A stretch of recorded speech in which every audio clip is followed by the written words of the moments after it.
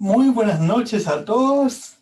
Yo soy Cristóbal Fernández, también conocido como Doctor Psiconauta, y este es su programa, por supuesto, Charlemos sobre Inclusión, y estoy transmitiendo desde Rugby de Estados Unidos, pero como bien saben, el programa de Charlemos sobre Inclusión es de Ciudad del Carmen, Campeche. Por lo tanto, bueno, yo como saben soy su colaborador de lo que es nuestra asociación, que es Llanta de Perro AC.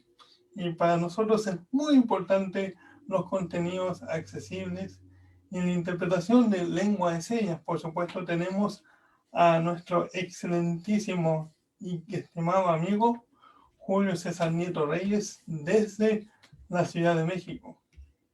Antes de comenzar, de presentarle a nuestra invitada del día, que hoy nos acompaña, quiero agradecer a todos los que nos han acompañado en cada charla, como igual de las personas que se han suscrito, le han dado like y sus comentarios son muy, pero muy importantes para nosotros. Bueno, y antes de pasar con nuestra invitada, me gustaría mencionar que nosotros como Llanta de Perro somos una asociación que siempre se ha enfocado en promover la cultura de inclusión desde sus diferentes ámbitos como son educativos, social, laboral, familiar, de emprendimiento, perdón, de empoderamiento, y a través de compartir sus historias de vida entre nosotros. Y hoy es un día muy especial también porque, bueno, estamos transmitiendo desde Facebook Live, pero también les tenemos una sorpresa al final de este programa. Y bueno, sin mayores preámbulos, me gustaría presentar a nuestra invitada del día de hoy. Laura, hola, ¿cómo estás? Hola, muy buenas noches. Gracias Cristóbal, gracias Jenny y Julio por la invitación del día de hoy. De verdad que me siento pues muy contenta y muy agradecida por estar acompañándolos esta noche. Bueno, me gustaría saber un poco más de ti, me gustaría conocer tu background, cómo sé que tú eres psicóloga. Cuéntanos un poco de eso, ¿cómo te convertiste en psicóloga? Bueno, pues yo soy psicóloga, estudié mi carrera en Tampico, Tamaulipas. Actualmente resido en Ciudad del Carmen, Campeche. Y bueno, ha sido un camino bastante largo, sobre todo para ir descubriendo cuál es el área pues de interés o en el área pues donde existe mayor necesidad de atención. Una de ellas es la población infantil. Actualmente brindo atención infanto-juvenil y una de las partes también que ha sido pues bastante retadora y bastante interesante dentro de mi carrera ha sido el trabajo con las personas que tienen un diagnóstico de trastorno del espectro autista. Por eso que cuando Jenny me hizo la invitación, dije, de verdad que yo creo que es un tema muy importante para poder tocar y sobre todo para poder generar pues más conocimiento y más información acerca de este trastorno que, aunque es muy común y viene a la alza, es bastante desconocido para muchas personas. Por supuesto, es un tema que todavía no se ha visibilizado del todo y todavía existe como un cierto, como que se esconde, no sé, como que todavía no se habla abiertamente. Por supuesto, cuéntame, ¿tú tienes alguna discapacidad o alguna condición? No, no cuento con ninguna discapacidad o condición, pero parte de mi labor pues ha sido visibilizarlo, generar también espacios de inclusión, porque ciertamente tenemos que sumarnos todos. Ahora sí que cuando hablamos de inclusión, hablamos de una sociedad que normaliza la diversidad también, que la apoya y que participa para generar espacios que sean seguros y que sean accesibles para todos. Y cuéntame, en esto, ¿quién participa? ¿Quién más es protagonista de incluir, de abrir el tema este? Cuéntame, ¿con quién te ha tocado trabajar, por ejemplo? Bueno, la experiencia que he tenido ha sido dentro de instituciones de salud pública. También pues trabajo en la consulta privada. Sin embargo, un área que a mí me marcó mucho para hablar de inclusión y de diversidad ha sido trabajar en instituciones educativas. Es importante mencionarlo porque muchas veces este va a ser el escenario donde vamos a ver una gran gama de diversidad en los pequeños y en las pequeñas, pero también puede ser un ambiente complicado si no se tiene el conocimiento o no se tiene la noción de qué es lo que está pasando con las particularidades de cada niño. ¿Tú crees que, disculpa, tú crees que se necesita entonces más conocimiento por parte de la sociedad? Claro, como te mencionaba, el trastorno del espectro autista realmente es un diagnóstico que va a la alta. Se estima que uno de cada 115 niños en México tienen este diagnóstico. Y aún así, son muy pocas las ciudades que cuentan con centros que son especializadas en esta área. E inclusive también se cuentan con escuelas que no tienen noción de qué hacer con estos chicos o estas chicas que se encuentran bajo este diagnóstico. Así que me parece que es sumamente importante poder informar, poder brindar información a todos en general, porque realmente hay mucha falta de ello. Es una particularidad del ser humano que nos asusta lo que no conocemos, nos desconcierta. Así que para poder disminuir esta parte y este miedo y de repente este rechazo que existe hacia una comunidad de neurodiversidad que no conocemos, es importante hablar de ello. Correcto, tienes mucha razón, tienes definitivamente de que se necesita más conocimiento, se necesita educar. Yo creo que la palabra clave de todo acá, y no solamente de las personas que tengan espectro autista, pero si no hay un desconocimiento enorme, enorme, enorme. Y la educación es primordial, es vital. Los padres, me imagino, que son las primeras personas que interactúan con personas con autismo, por supuesto. ¿Cómo ha sido lidiar o cómo ha sido tratar con ellos? Cuéntame tu experiencia. Bueno, es importante mencionar que este trastorno realmente es un trastorno que viene a ser como muy silencioso o inclusive pasar desapercibido en los primeros meses de vida. Se dice que pues más o menos a partir de los 6 años es cuando se ve completamente toda la expresión del trastorno. Sin embargo, a partir de los 18 meses ya pueden verse algunas señales de alarma. Yo creo que esta es la parte de repente más compleja porque si bien los pediatras, algunos psicólogos pueden hacer esta revisión de cuáles son las señales de alarma, muchas veces pasan por alto por mucho tiempo. Así que simplemente los papás ven a su hijo crecer, pero con algunas peculiaridades, ¿no? O más bien no ven desarrollo, sobre todo en el área del lenguaje, que es una de las primeras señales de alarma. Ven que no se desarrolla de manera, digamos, que dentro del parámetro de la normalidad o lo esperado para su etapa. El lenguaje, como bien dijiste, no se desarrolla como, digamos, en las personas.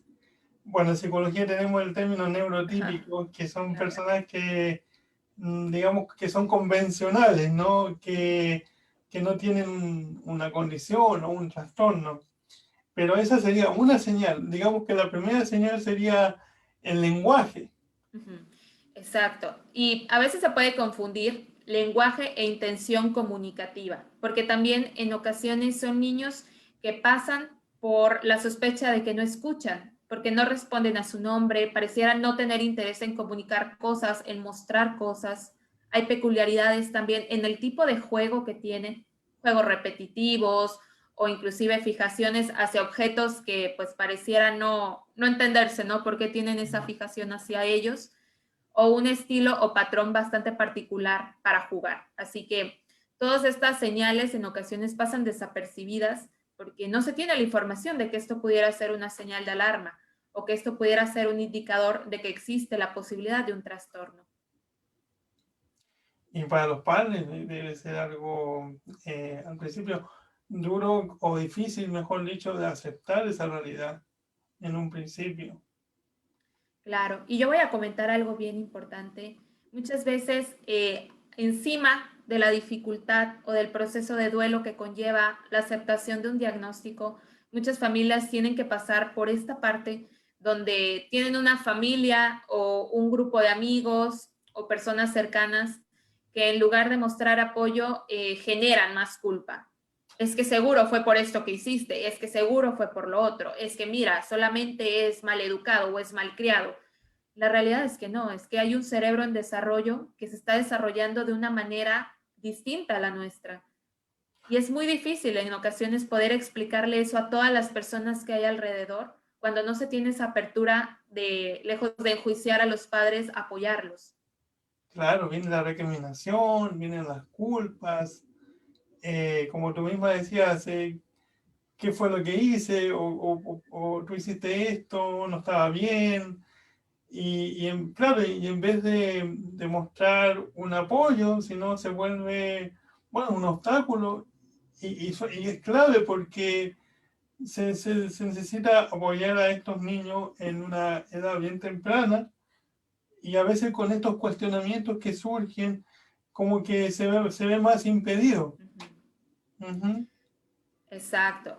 Y encima de que realmente tenemos muy poca información, este trastorno, digamos que ha ido mutando también la manera en la cual se diagnostica, por así decirlo, en los criterios, porque anteriormente se le conocía con otros nombres, por ejemplo, el término de Asperger, actualmente ya está incluido como un trastorno del espectro autista, pero es importante y sobre todo eso, muchos papás llegan con mucho miedo al diagnóstico porque es algo que jamás habían escuchado, es algo que no están familiarizados y no hay referencia de qué es lo que va a pasar con este pequeño o esta pequeña que tiene un diagnóstico.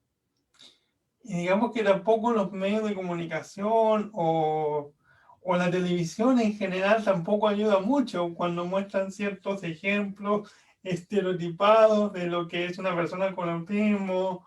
No sé, hay muchos shows, muchas series y películas que muestran supuestamente la realidad y genera más ansiedad también en los padres y bueno, y el entorno, el apoyo del niño o la niña.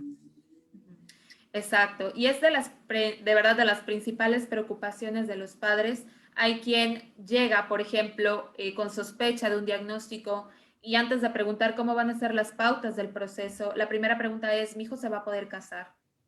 ¿Mi hijo va a poder hacer una vida normal? ¿Mi hijo va a ser independiente? Y es por eso que el acompañar este tipo de diagnósticos es bien importante, porque es un trayecto. Ahora sí que un proceso de intervención y de evaluación no es lineal, involucra muchas áreas de atención. Y es por eso que puede llegar a ser agobiante para los papás o desconcertantes no saber en dónde iniciar. Sin duda es un trabajo mancomunado, es un trabajo de un grupo que, que tiene, bueno, digamos que necesita abarcar este tema de una forma integral, de una forma y dinámica también, proactiva. Ujú. Exacto, Para dar, porque, ajá. no, por favor, dime. Sí. Sí, al ser un diagnóstico, el espectro se le llama espectro porque es muy amplio también. No va a haber un niño con un trastorno del espectro autista que sea igual a otro. Todos son distintos, todos tienen particularidades y también lo más importante es que un diagnóstico también nos permite saber si estamos ante un trastorno del espectro autista o TEA o si estamos ante alguna otra situación y se esté confundiendo. Explícame eso, me gustaría saber cómo se podría confundir. Muy bien. Muchas veces puede confundirse con un trastorno específico del lenguaje o de la comunicación o inclusive pasa niños que pareciera que tienen todos los criterios, pero al ser revisados resulta que los niños no escuchan, realmente no escuchan y por eso no han podido desarrollar lenguaje. En otras ocasiones pasa que cumplen con algunos criterios, mas no con todos para ser considerados, pues ahora sí que en el espectro y por eso es muy importante, o inclusive hay algunos niños que al hacer un proceso de evaluación con un neurólogo infantil, pues resulta que tienen algún otro tipo de afectación Ujú. y hace secundario las conductas o ahora sí que la dificultad en la adquisición del lenguaje u otras características. Así que por eso es importante atender para poder tener claridad de qué es lo que está pasando y a partir de ahí poder saber cuál es la mejor, pues ahora sí que la mejor herramienta o el mejor camino para poder intervenir. Mutismo selectivo, me acordé. como algún trastorno que tal vez se pudiera parecer en alguna característica. Claro, o inclusive un desfase en el desarrollo, únicamente que nosotros siempre hemos tratado como sociedad de medir a todos los niños bajo la misma escala de normalidad. Y la realidad es que los niños van desarrollándose y van avanzando a pasos distintos, a pasos diferentes. Y en ocasiones, pues resulta que traen un desfase de manera general y el lenguaje tal vez no va a aparecer ahora, pero puede aparecer en un año. Pero hay pautas que son muy importantes, como esta. La intención comunicativa, las ganas de un niño de querer comunicar, la atención conjunta, esta capacidad de mantener atención entre el adulto y el niño, por ejemplo, que él nos mire a los ojos, por eso esa es una de las pautas, que son niños que no miran a los ojos. Así que el simple hecho de mirar, de compartir, te muestro, señalo, estos son pautas importantes también. O el juego contigo, porque a veces son niños que no tienen ningún interés en comunicar, en relacionarse ni con sus papás, ni con otros niños, y esa es el área también donde se debe intervenir. Tenemos una pregunta del público que nos dice, ¿a qué edad puede ser diagnosticado el autismo? Normalmente tiene mucho que ver ahora sí con la manera en la que se esté manifestando o el área. ¿Por qué? Porque los niños a partir de los 18 meses ya pueden contar con algunas señales de alarma. Realmente. Normalmente en la edad escolar, en los primeros años de preescolar como tal, pues vamos teniendo a estos niños en grupos y se va haciendo más evidente. O inclusive pasa en familias que tienen otros hermanitos y tienen como un parámetro de comparación y se va haciendo evidente de que hay algo que no se está desarrollando adecuadamente o que es distinto. Pero muchas veces puede pasar desapercibido incluso hasta los 6, 7, 8 años, cuando también pues el nivel, digamos, que del trastorno los hace más funcionales. Porque esa parte también me gustaría platicarla, el tema de que, Claro. ok, está en el espectro, pero ¿cómo? ¿O en qué nivel? ¿O qué tanto? ¿O mucho? ¿O poco? Realmente sí hay una manera en la cual se divide, que es por niveles, dependiendo el tipo de apoyo que requiere. Por ejemplo, una persona con un trastorno del espectro autista que está en un nivel 1 va a ser muy funcional y va a poder hacer muchísimas cosas, pero en ocasiones va a requerir apoyo verbal, apoyo visual. Cuando ya estamos en un nivel 2, el apoyo se vuelve más sustancial, de mayor acompañamiento. Ya cuando nos vamos a un nivel 3, pues ya vemos que hay temas de autonomía que no pueden realizar por sí mismos, inclusive no hay comunicación verbal o de algún otro tipo. Por eso es importante pues ir viendo, ¿no? El trastorno, como se conocía de Asperger o síndrome de Asperger anteriormente, ellos entran en el nivel 1, porque son niños que aparentemente son muy funcionales, sin embargo fallan en ciertas áreas, sobre todo habilidades sociales. Claro, es como la tónica, es como lo que más, no sé si lo que más se repite es lo de la parte social, básicamente. Pero Exacto. bueno, antes de seguir, pero es que nos están llenando de saludos acá y no tengo que mencionarlos porque, a ver, dice Tadeo Hernández, dice, hola, saludos. Hola Tadeo, ¿cómo estás? Magali González, saludos, la mejor psicóloga. No sé si te conozca o Saludos a Magali. Carolina Sosa dice, hola, excelente trabajo. Aún por lo que vemos, ya estás teniendo tu club de fans, ya estás. No, para nada. Siempre de verdad es un gusto poder compartir información porque en verdad para mí el tema del autismo ha sido tan interesante, tan enriquecedor y me ha permitido ver el mundo de una manera distinta porque finalmente esa es la base y es el núcleo de este trastorno, que es un sistema operativo diferente. Esta comparación o este ejemplo me encanta porque se hace como más claro. Es, por ejemplo, nosotros tenemos Android y ellos tienen Apple. Es diferente, es un sistema operativo distinto. No significa que uno sea peor o sea mejor, pero el mundo está diseñado a veces para un solo sistema operativo. Y ese es el reto, ¿no? De podernos incluir todos. Eso mismo te iba a decir, yo estaba pensando en Windows y Mac, una cosa Claro, así, que, exacto. que aunque sean diferentes, por supuesto, pero uno no invalida al otro, ¿sí? Sino que funcionan de manera diferente, operan de manera diferente, sienten de manera diferente, pero eso no los hace menos o no lo hace más, simplemente es distinto, nada más. Claro, y yo creo que ahí se enriquece mucho la diversidad y sobre todo esto, irnos informando, porque de verdad es nuestro compromiso. Si nosotros no tenemos este trastorno, hay que informarnos, porque yo no sé si al día de mañana mis hijos lo van a tener, si voy a tener contacto con algún otro, si mis nietos van a tener algún tipo de condición. Por eso yo siempre hago mucho énfasis en que hay que conocer, hay que informarse, porque tal vez ahorita podemos decir, no, pues yo no conozco a ninguna persona dentro de mi círculo, pero uno nunca sabe qué pueda surgir más adelante. Efectivamente, no, nadie está exento, nadie está, eh,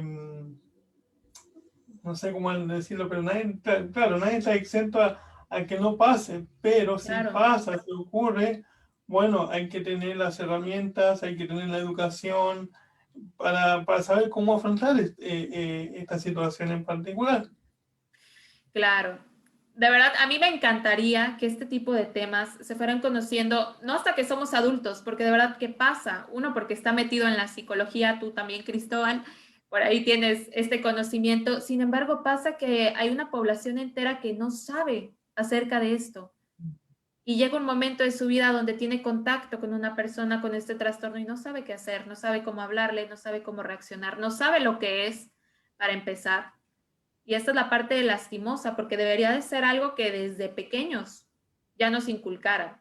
Este respeto y este reconocimiento por la diversidad, por todo tipo de capacidades, por la neurodiversidad, que es lo que hablamos de autismo, porque aparentemente es un niño que uno lo ve y no tiene nada. O sea, no lo vemos distinto. Y es a través de las conductas que podemos decir, ah, ok, creo que hay algo, ¿no? Que tal vez pudiera ser distinto en ellos. Otro de los puntos o señales de alarma son las estereotipias, que son movimientos, por ejemplo, el más común es el aleteo, que surgen como autorregulatorios. Cuando están muy emocionados, son muy felices, también es uno de los signos. Tenemos una pregunta.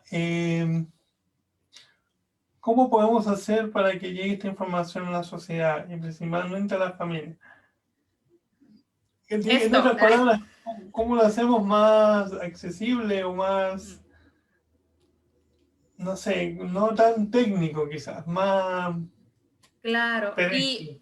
en esa parte de verdad yo lo entiendo perfectamente. Muchas veces se peca de usar muchos tecnicismos, por ejemplo, hasta a veces uno va al doctor y no entiende nada de lo que te dicen, pero es generar estos espacios donde podamos todos manejar un lenguaje para estar todos en sintonía y explicar de manera muy sencilla qué es lo que ocurre, qué es lo que pasa, porque yo creo que para poder informar a la población y a la sociedad se hace precisamente esto que hacen Jenny, que haces tú en conjunto con más personas, poder generar espacios donde se comparta, donde se haga visible que hay un mundo también que es distinto, que es diverso y que también pues es maravilloso, pero no lo conocemos, así que no podemos opinar acerca de él.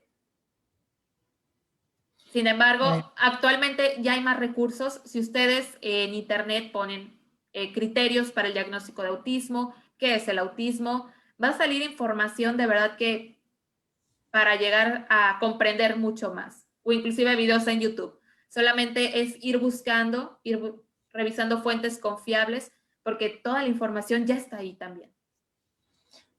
Eso te iba a decir de que cuidado, porque no toda la información que sale en internet es fidedigna, o sea, hay que saber, no sé, los canales apropiados, las páginas, digamos, que tengan un respaldo científico, o sea, evidencia científica. Pero sí, por supuesto que, como tú decías, hay más recursos que, por ejemplo, hace 10 o 15 años. O sea, se ha visto una diferencia importantísima, importantísima. Y entre más sabemos, más nos educamos y más estamos en sintonía con, bueno, con todo esto.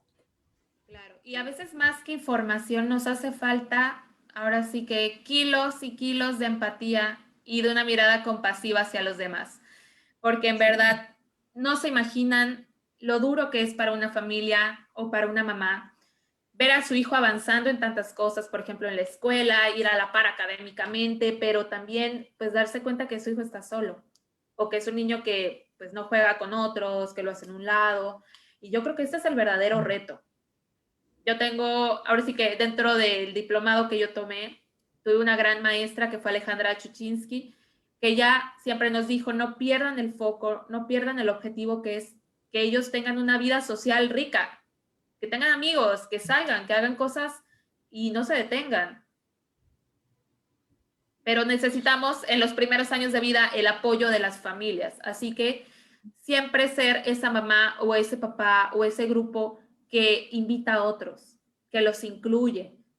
Porque en Exacto. verdad que muchas veces queremos que los niños hagan lo que los adultos no podemos, que es incluirlos genuinamente. Y si también los adultos les dicen cosas de, ay, es que no te juntes con tal, porque mira lo que hace, o porque pasa también en la escuela, como niños con conductas disruptivas o que se portan mal, y de repente generan esta etiqueta y la verdad es que no. Deberíamos ser los adultos siempre los que motiven a los niños. Ojalá todas las psicólogas y bueno, las personas que estamos en este campo pensáramos así, porque sí, a veces no es tan así y ahí es donde quizás por culpa de los profesionales pasan por malos psicólogos, digamos, los niños con autismo, pero bueno, no quiero generalizar, por supuesto que no. Eh, pero sí me gustaría detenerme en que las dado en el clavo, en que tú mencionaste lo que es la inclusión y la empatía.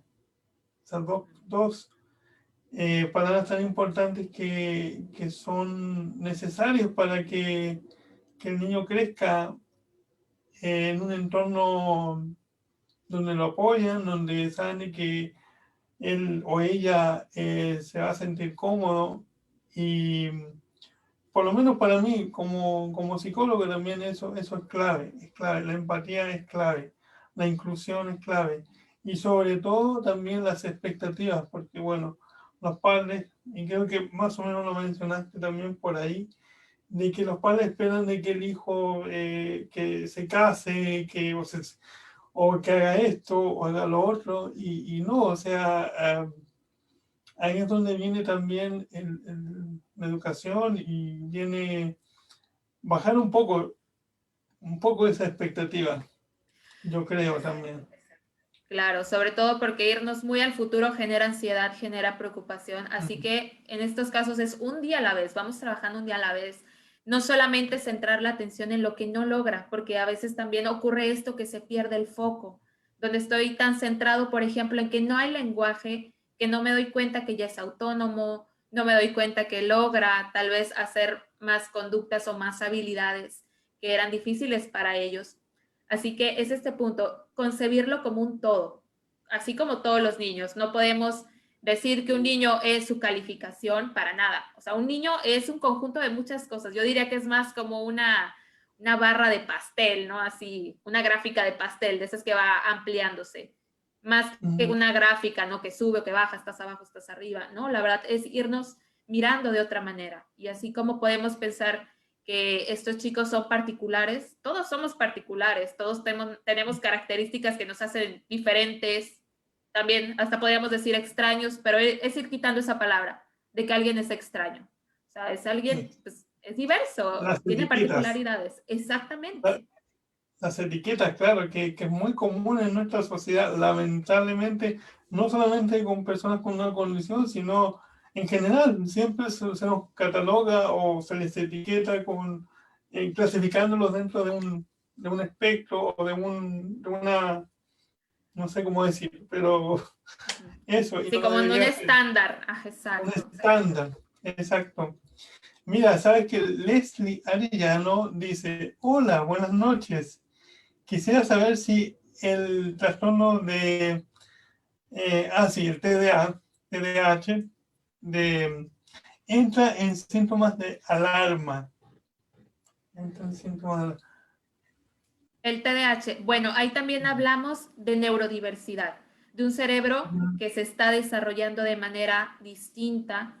En el caso del TDAH tiene que ver con esta parte de la activación o la actividad que existe a nivel cerebral, pero en Aclarando ocasiones... una cosa, Ajá, disculpe que le interrumpa porque yo sé que nuestro público que nos está ajá, viendo no sabe lo que es TDA, el trastorno déficit atencional e hiperactivo. exacto. Es Entonces me cuando gustaría que dicen, tú ajá, sí, lo pudieras definir para que la gente en sus casas sepa, así por es. favor. Este trastorno también entra como un trastorno del neurodesarrollo, el trastorno de déficit de atención. ¿Qué pasa? Hay niños que son muy dispersos, que parece que siempre están muy distraídos, o pasa lo contrario, niños que todo el tiempo están en movimiento. Pero ojo, a veces pasa, ¿no? Que no hay como, hay que tener un criterio y hay que ir a evaluar, porque de verdad que se ha normalizado mucho que las mamás digan, es que mi hijo es súper hiperactivo, pero pues no tiene un diagnóstico, no tiene un trastorno, así que vamos a evaluarlo. Pero la gran diferencia es que en ocasiones viene de manera mixta, trastorno de déficit de atención con hiperactividad, o solamente es con hiperactividad, o solamente es en déficit de atención, o a veces viene mixto. Lo que sí puede ocurrir es que en ocasiones este diagnóstico de TDAH se confunde con autismo en los primeros años de vida. Así Mm, que es bien importante que los papás sepan que un diagnóstico también es mutable, también cambia en ocasiones. Por ejemplo, ¿cómo ocurre esto? Un trastorno del espectro autista, pues sabemos que es un trastorno que va a mutar tal vez en la cuestión de los niveles, va a ir avanzando y va a ir saliendo adelante, va a requerir menos apoyo. Ahora sí que ujú. tomando muy en cuenta las características específicas y particulares de cada niño, porque esto es bien importante mencionar, no son iguales.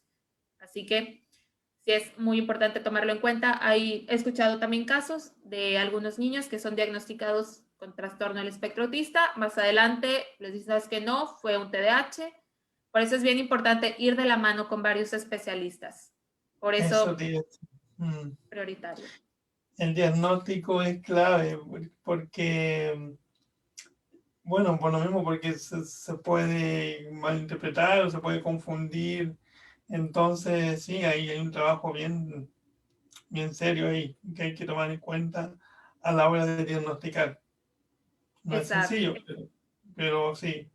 Porque por un diagnóstico, ese, como te decía yo, por una etiqueta, ya se le está etiquetando al niño o al niño. Entonces, eso trae toda una ola de discriminación y todo eso. exactamente. Así que de verdad es prioritario. Muchas veces los papás preguntan por dónde comienzo, por dónde inicio. Un neurólogo pediatra puede ser un buen inicio para hacer este proceso e ir descartando también. No tenemos más preguntas del público. Bueno, van a seguir llegando, sin duda. No, es que sí, es que este tema ha traído mucha visión. O sea, sin duda que es importante, que atrae, por lo tanto, y nadie es ajeno a esto, por lo tanto, es excelente que nosotros como programa tengamos la oportunidad de darlo a conocer, de tener a una experta, por supuesto, que nos aclare estas dudas y los invito a todos para que nos sigan mandando mensajes a través de Facebook y, y eso. Así que, bueno, cuéntame entonces un poco más, ¿cuáles son tus pasos ahora a seguir dentro de tu carrera? Bueno, hay algo que me gustaría comentar tal vez antes.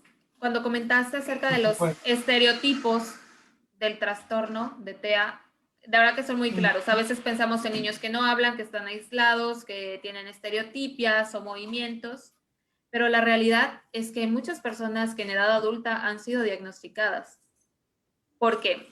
Hay algunas características que son la de la interacción social, estas personas que constantemente fallan socialmente porque hay una dificultad para entender o para concebir el pensamiento del otro, para entender dobles sentidos, para entender metáforas, todos estos modismos, ¿no? O frases que de repente tenemos.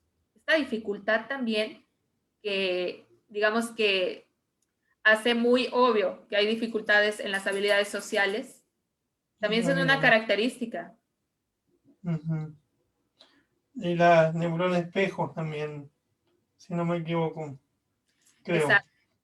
Como esta capacidad de atribuirle pensamientos al otro, o sea, por ejemplo, es que de verdad que es muy común. Especialmente he estado trabajando con chicos más grandes y también como preadolescentes, y pasa mucho estas fallas en las interpretaciones de lo que los demás dicen, de repente como de no entender el sentido, no entender las bromas o tomarlas diferentes, o al contrario, pueden en ocasiones ser muy imprudentes, ¿no? Porque esta noción de que son cosas que no se preguntan o son cosas que pudieran hacer sentir mal al otro, pero este pensamiento de sé que si lo digo voy a hacer sentir mal al otro, se vuelve complicado poder hacer este tipo de interpretaciones. Esto tiene que ver con algo llamado teoría de la mente, que es dar atribuciones al otro. Eso te iba a decir, claro, y lo dije más o menos así, la teoría de la mente, que te iba a decir yo, que claro, o sea, es como interpretar estas señales que para una persona neurotípica o una persona convencional es más sencillo porque crece uno, todo, digamos, nuestro cerebro está como acostumbrado a leer esas señales, pero una persona con autismo, claro, es más difícil, como ya lo has dicho. Cuéntame si me contaste de que trabajaste con, o estás trabajando con adolescentes. ¿Cuál es la diferencia entre, bueno, los niños con los adolescentes? ¿Con cuál te gusta trabajar más o te sientes más cómodo trabajando? ¿O no hay diferencia? Bueno, pues la verdad es que últimamente he recibido muchos niños chiquitos, 2, 3 años, con signos de alarma, y lo que hago es acompañar a los papás al proceso, o sea, como de generar la evaluación también, o sea, decirles como a dónde pueden acercarse para realizarla. Hay algunas evaluaciones también breves que se pueden hacer para detectar signos de alarma, que es lo que yo hago de primera instancia, y después canalizo, porque es un proceso que no es lineal, hay que compartirlo con otros especialistas. No se trata como que yo aquí voy a atender todo, no, realmente tiene pasos para que sea un proceso que pueda ser beneficioso para el niño. Así Claro, que, y sí. sin duda, dime, ¿qué pasa cuando la familia, por ejemplo, no acepta un diagnóstico o se niega a aceptar que su hijo o su hija tiene autismo? ¿Qué podemos hacer nosotros ahí como psicólogos, como trabajadores de la salud en ese caso? Yo creo que es esa parte del acompañamiento y de ser compasivos, de entender que a esta familia le cuesta trabajo aceptarlo porque seguramente viene de una historia dolorosa de rechazo o viene de alguna situación complicada en la cual, digamos que sumar este diagnóstico, es el miedo de que vaya a generar una problemática mayor. Sin embargo, lo más importante es comenzar a trabajarlo, que si ya se tiene alguna noción de que hay algo que no se está desarrollando del todo bien, trabajarlo. Porque la idea es que entre más temprana sea ahora sí que la intervención, que esto ya se le llama atención temprana, digamos que vamos disminuyendo la gravedad de los síntomas. Sobre todo porque hay, digamos que técnicas o hay ejercicios que son especialmente para esto, para ir trabajando estas áreas de dificultad en ellos. Así que es complicado y a veces yo recomiendo inclusive que los papás tengan primero un proceso de atención psicológica a ellos, porque seguramente hay algo en su historia que no les va a permitir poder compartirlo o poder transmitirlo. Así como dijiste hace un momento, las neuronas espejo. Si los papás están desesperados, están angustiados, están aterrorizados, es lo que van a transmitir. Pero si están informados, si están tranquilos, si están ocupados en las necesidades que existen, pueden transmitir calma y pueden hacer un mejor ambiente para que se vayan dando otro tipo de habilidades. Interesante lo que tú dijiste sobre los padres. Primero son los padres los que también necesitan una evaluación, bueno, no una evaluación en sí, pero como un asesoramiento, una guía para poder ayudar a sus hijos, al hijo o a la hija. Antes de poder ayudar, necesitan ellos esa ayuda antes. Sí. Claro, es adentrarnos mucho también a la historia de las herramientas que cuenta pues esta familia. A veces son familias muy solas, que no tienen a nadie más. Y es parte de entender por qué ese miedo. O a veces pasa que son familias que tienen muchos hijos o tal vez vienen de alguna situación económica y es poderlos guiar de acuerdo a lo que la familia necesita, porque eso es lo más importante, que ellos puedan tener una atención en la cual se sientan cómodos. Así que cada familia también es particular, se compone de diferente manera, tiene su historia, su estilo de vida y muchas veces como el ir acoplando el diagnóstico a esto implica un cambio en la dinámica familiar. Sin duda, es un cambio de 180 grados, porque tienes que volcar todo lo que tú sabías, lo que no sabías, y poder tener esa receptividad, tener eh, no, se me fue la palabra. Claro, la receptividad como para poder empezar a cambiar tu forma de pensar, porque también es eso esencialmente, hay que cambiar el switch y ponerte a lo que, bueno, al trabajo de tu hijo o tu hija, o sea, un cambio muy radical. Mira, te voy a contar. Leslie también, que nos había comentado más arriba, dice, pues creo que más le preocupa también el asunto de los niños con TDA, entonces quizás ese sea un tema para otro programa, pero ya que te tenemos acá, ¿por qué no te podemos preguntar esta pregunta? Sí, dice, ¿es posible que al cabo de los años los síntomas del TDA desaparezcan? ¿Existe la posibilidad de que esté mal diagnosticado? Bueno, aquí sí voy a entrar como en esta controversia. Sabemos que existió un boom cuando surge el TDAH, de que había, inclusive me atrevo a decir, un sobrediagnóstico de esta condición. Cuando vemos este diagnóstico hay que tomar en cuenta todos los elementos de la familia, porque a veces se nos olvida que son niños, que los niños tienen mucha energía y hay niños que naturalmente tienen muchísima más energía que otros. ¿Y qué es lo que pasa? Que en ocasiones estos niños van compensando o se van adaptando. Son niños que tal vez eran muy, muy, muy inquietos, pero mientras crecían fueron canalizando esto hacia un deporte, hacia alguna actividad. Pero también hay que recordar que hay un cerebro en un proceso de maduración. Así que Ujú. también el TDAH viene mucho de esta inmadurez del cerebro. En ocasiones, pues este cerebro se va madurando, digamos que se van cerrando las áreas que deben cerrarse para poder focalizar mayor atención. Esto también, inclusive con la intervención y apoyo en el espacio de terapia, en la neurorehabilitación. Y si pudieran que todos estos síntomas que antes le generaban un conflicto en diversas áreas, ahora digamos que estén equilibradas, porque ese es el punto principal. Si tenemos un diagnóstico hay que pensar cómo genera un problema en diferentes áreas, porque si realmente es un niño o una niña que tuvo un diagnóstico pero ya no presenta como alguna dificultad en algún área, también es bueno como replantearse cuál es la necesidad que yo tengo con ellos, cuáles son sus objetivos o tal vez cuáles son también mis preocupaciones como adulto o en qué áreas siento yo que necesito apoyo. Wow, nos están llegando muchos mensajes y bueno, de antemano, obviamente te agradezco, te agradecemos por toda tu información muy valiosa. Carlos Ontivero pregunta, ¿cómo resolvemos sus verdaderos problemas para incluirlos en el sistema actual capitalista? De verdad son personas olvidadas, lamentablemente, en el sistema actual cuando ellos tienen capacidades extraordinarias. Exactamente. Ahí llega otro de los temas, ¿no? Muchas veces se cree que cuando hay un diagnóstico de TEA vamos a ver niños superdotados, ¿no? O habilidades como súper desarrolladas. ¿Y esto por qué ocurre? Resulta que ellos tienen fijaciones o intereses bastante restringidos. Digamos que si les interesa algo es esto, y este es el tema.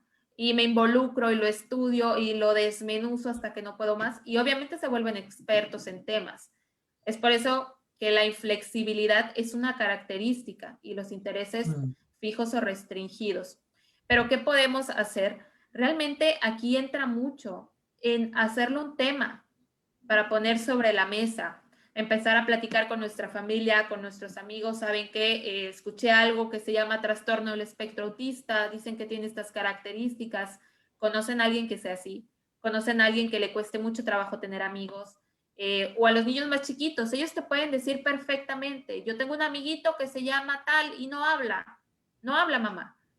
Y es esto, ahora sí que haciendo visible que existen diferentes realidades hasta en un mismo salón de clases. O por ejemplo pasa que en las escuelas estar muy al pendiente de quiénes son los niños o las niñas que no están socializando como los demás o no se están integrando. Y es empezar a intervenir desde este punto para poder, digamos que para hacer inclusión necesitamos saber qué está pasando y conocer las características, porque si no, digamos que estamos a ciegas. Y es uno de los puntos que sí es importante mencionar, que hay información muy limitada acerca de esta condición, inclusive en las escuelas que son públicas, en las escuelas que son también privadas, no hay tanto conocimiento. Es la realidad y es la parte que asusta muchas veces. Y los asusta a los maestros también cuando les llega algún pequeño o alguna pequeña con este diagnóstico, es ¿y ahora qué hacemos? Porque no tenemos experiencia en esto, nadie nos ha dicho nada, solamente nos lo han mencionado, ¿no? Tal vez en los libros, pero no hay experiencia, no hay más allá de esta información. Así que es ser muy claro en las instituciones educativas cuando hay alguna necesidad de capacitación, buscar la manera de que se haga, porque es un derecho que ya tienen los niños también.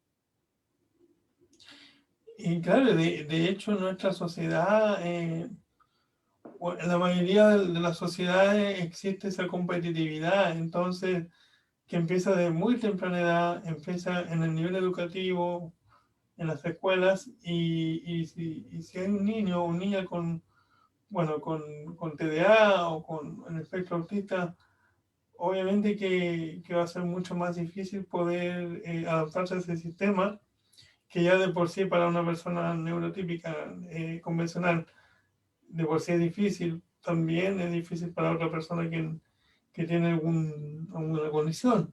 Y de hecho, una de las preguntas que me están haciendo en Facebook, Pau González, por ejemplo, dice, como maestros, ¿cómo podemos ayudar en un salón de clases a adolescentes autistas o con diagnóstico específico?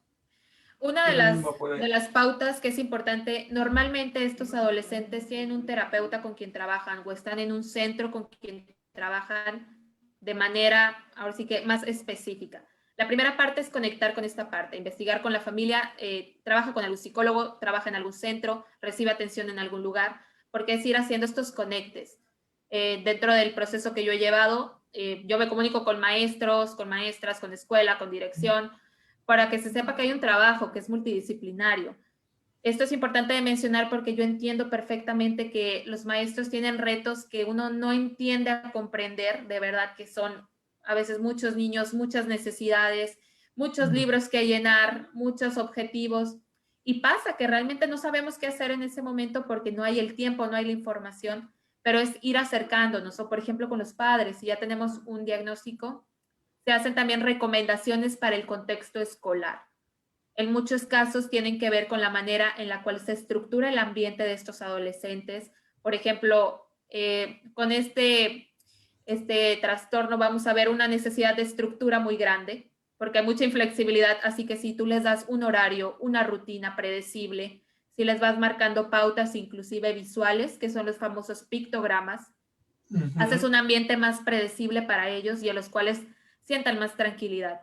En ocasiones va a pasar, donde yo veo dificultad cuando son temas, por ejemplo, de lecturas que tienen metáforas, lecturas que tienen alguna mensajes o respuestas implícitas, que ellos son muy concretos, así que es especialmente tener en cuenta que hay actividades que van a tener que ser adecuadas, de acuerdo a los alcances que tenga este adolescente. Inclusive cuando son más pequeños ayuda cuando se trabaja lectura de comprensión, que sean lecturas con imágenes, que sean videos, o que inclusive la maestra tenga esta pauta de decir, bueno, ya sé qué es lo que necesita, ya sé qué es lo que le ayuda, voy a hacer algunas adecuaciones para que esto no le cueste tanto trabajo y poderlo hacer de manera más accesible. Yo creo que lo que, bueno, tú lo has mencionado, pero yo pienso que también todo va en la intención, en la disponibilidad de las personas, en este caso el maestro o la maestra, de querer adecuarse a las necesidades bueno, un adolescente con autismo o un niño con autismo, que es primordial, es importantísimo. Claro, y aún así, pues yo tampoco, digamos que las maestras hacen una labor titánica, de verdad. Yo vengo de familia de maestros, mis papás son maestros, y de verdad todo lo que viven en un aula es algo que solamente ellos saben. Es un reto de cada día, pero a veces es esta limitación de que no se les da, no se les brinda el acompañamiento. Inclusive, en algunos casos de niños con este diagnóstico, dependiendo cuál sea el nivel, sí es importante que tengan un acompañamiento o un auxiliar que los pueda apoyar y supervisar, dependiendo de las necesidades que tengan. A veces se hacen los primeros años de vida, que van los niños con un auxiliar que es para ellos, que los ayuda y los guía en ciertos momentos o actividades, porque es entender que los maestros a veces están muy bien intencionados, pero no tienen el espacio o no tienen el apoyo. Así que también hay que estar muy al pendiente en las instituciones educativas, sobre todo en quiénes son los responsables o los de más arriba, que los maestros tengan los recursos necesarios para poder intervenir y tener a un chico con estas características. Ese es buen punto el que tocas porque a mí se me vino a la cabeza ahora, por ejemplo, de que un maestro está o una maestra está encargado de 40 alumnos o 40 estudiantes en una aula. Entonces, claro, es difícil, se vuelve difícil, se vuelve, Exacto. se vuelve difícil. Y más si este niño o niña o los adolescente necesita de una educación más personalizada, eh, aunque la maestra o el maestro tenga toda la intención, pero si no tiene los recursos, si no tiene los materiales para poder ayudar, claro, también se vuelve un obstáculo. Claro, y esto es algo que también me han preguntado mucho, por ejemplo, pueden ir a una escuela regular, tienen que ir a una escuela especial. Mm, Partimos del nivel de apoyo, también de cuáles son los recursos que tiene la familia en cuestión de entrar a una escuela privada o particular, implica que los papás también les va a demandar tiempo, porque es hacer actividades con ellos, hacer, digamos que si a una mamá le cuesta cierto tiempo hacer actividades, a los papás que tienen un hijo con esta condición les toma el doble, porque tienen que estar mm. muy al pendiente de ellos. Es ver esa parte, ver también si el ambiente es el propicio para él, porque muchas veces queremos incluirlos en alguna escuela, pero a veces si la escuela no está en la disposición, si los maestros no están en la disposición, o si solamente lo van a ignorar, tampoco tiene caso. Es buscar el ambiente que sea mejor para los niños en cuestión de atención, en cuestión de compromiso, porque finalmente donde se sientan a gustos y donde sientan que son tomados en cuenta va a ser el mejor lugar. Exactamente, y volvemos a lo mismo, también la intención, la empatía y la inclusión, que son palabras claves a la hora de tratar con esta población. Mira, para terminar, y antes que se me olvide, Liliana Vargas también comenta, dice, felicidades, excelente tema. Gracias Liliana por comentar. Me gustaría, antes de terminar, creo que tenemos unos 10 minutos más o menos, me gustaría conocer tu mensaje o tu reflexión. ¿Qué te gustaría compartir con nosotros?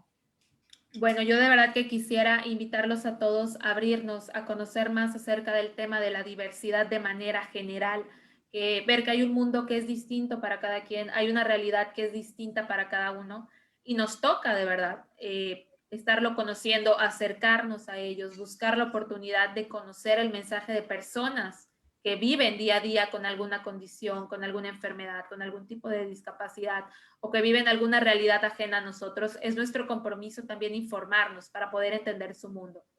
Para los papás que tienen hijos que están en el espectro, o que están bajo la condición de TEA, es recordarles que es un trabajo del día a día, que no están solos, que existen muchos especialistas que los van a acompañar, los van a contener y sobre todo van a tratar a sus hijos desde la calidez y desde el amor que merecen todos los niños. Porque si bien va a ser un camino que es distinto, es un camino que va a ser igual de maravilloso que el de todos los niños y todas las familias. Así que yo les invito de verdad a informarse, a tomar en cuenta a todos estos chicos que tienen particularidades o son diversos, de ser quien rompa, por así decirlo, con las conductas de aislamiento de repente que existen, ser los que invitan a la plática, entender que tal vez una persona puede fallar socialmente porque está bajo algún tipo de trastorno y no lo sabemos, no lo vemos. Así que la invitación es a no generar juicios, ser más empáticos, ser más compasivos y también más prudente acerca de los comentarios que emitimos acerca de otras personas. Tenemos que tener cuidado, tenemos que ser conscientes, tenemos que ser empáticos, que no se nos olvide que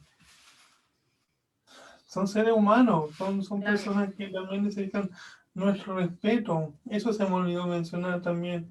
El respeto es muy, pero muy importante a la hora de, no solamente con personas con autismo, pero todas las personas en general tienen su dignidad, merecen respeto. Y yo creo que eso es básico de cualquier persona. Así es, el respeto es primordial y en verdad todo mundo merece nuestro trato amable, nuestra escucha activa y es no olvidarlo. Así que todo en esta vida puede pasar, nadie está exento de padecer algún tipo de situación, así que es abrirnos al conocimiento y a la información. Muy bien. Bueno, quiero agradecerte porque ha sido genial esta entrevista. Yo, por supuesto, estoy muy agradecido. Todo el grupo aquí también está muy agradecido por la información tan importante a la hora que nos diste desde tu punto de vista psicológico y tan profesional. Y bueno, llegó el momento de la sorpresa que yo les hablé en un principio. Bueno, por razones de peso mayor, lamentablemente no voy a poder seguir en el programa, en la animación.